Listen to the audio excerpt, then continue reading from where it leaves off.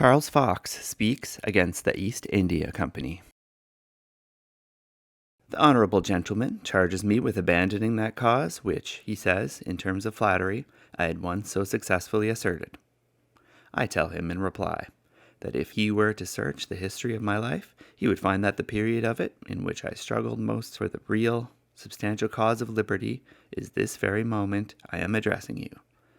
Freedom, according to my conception of it, consists in the safe and sacred possession of a man's property, governed by laws defined and certain, with many personal privileges, natural, civil, and religious, which he cannot surrender without ruin to himself, and of which to be deprived by any other power is despotism.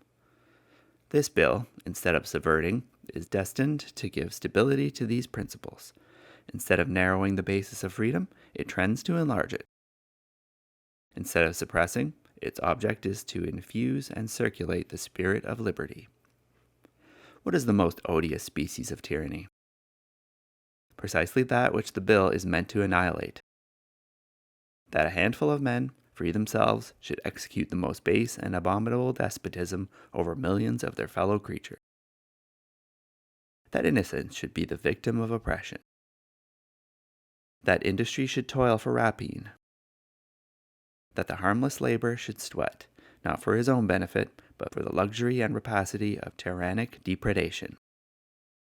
In a word, that 30 millions of men, gifted by Providence with the ordinary endowments of humanity, should groan under a system of despotism unmatched in all histories of the world. What is the end of all government? Certainly the happiness of the governed.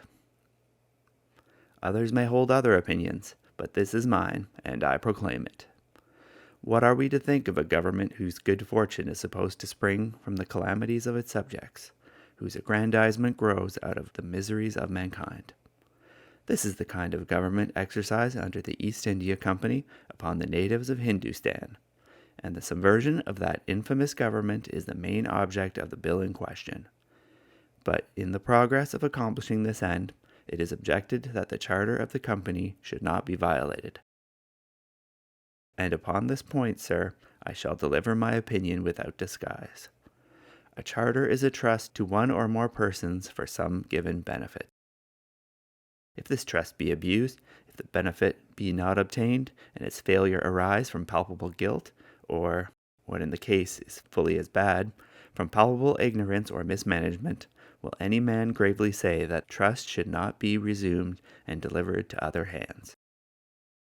More especially in the case of the East India Company, whose manner of executing this trust, whose laxity and languor have produced and tend to produce consequences diametrically opposite to the ends of confiding that trust and of the institution for which it was granted. I beg of gentlemen to beware of the lengths to which their arguments upon the intangibility of this charter may be carried. Every syllable virtually impeaches the establishment by which we sit in the House, in the enjoyment of this freedom and of every other blessing of our government. These kinds of arguments are batteries against the main pillar of the British Constitution. Some men are consistent of their own private opinions and discover the inheritance of family maxims when they question the principles of the Revolution. But I have no scruple in subscribing to the articles of that creed which produced it. Sovereigns are sacred, and reverence is due to every king.